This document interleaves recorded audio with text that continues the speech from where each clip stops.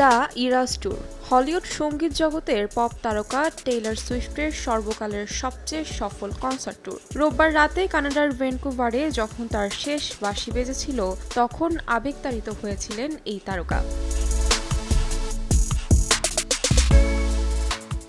গত বছরের 17 মার্চ যুক্তরাষ্ট্রের অ্যারিজোনায় শুরু হয়েছিল তার ঐতিহাসিক দ্য ইরাস ট্যুর, যার সমাপ্তি হল দীর্ঘ 20 মাস পর। 5 দেশের 53টি শহরের 149টি শো, এমন একটি কনসার্ট ট্যুরের সমাপ্তিতে বেশ আবেগতাড়িত হয়েছিলেন তিনি।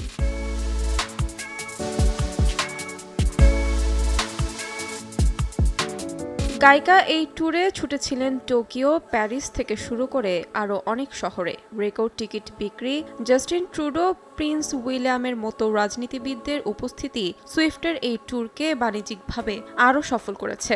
জার্মানির মিউনিখে কনসার্টের সময় একটি পাহাড়ে বসে গান শুনেছেন 40,000 শ্রোতা। এমন দৃশ্য আগে কখনোই দেখা যায়নি।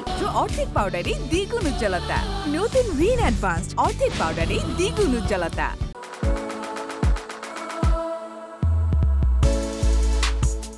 এই ট্যুর নিয়ে ভক্তদের উন্মাদনা কতটা, সেটা কনসার্ট নিয়ে নির্মিত সিনেমা থেকেই অনুমান করা যায়। গত বছরের অক্টোবরে মুক্তি পাওয়া $15 মিলিয়ন সিনেমাটি প্রেক্ষাগৃহে 261.7 মিলিয়নের বেশি আয় করেছে। কনসার্ট ট্যুর নিয়ে যে বই প্রকাশ করেছে সুইফট, সেটা নিয়েও একই রকম আগ্রহ দেখা গেছে ভক্তদের মাঝে। তাহমিনা তন্নি, সময় সংবাদ।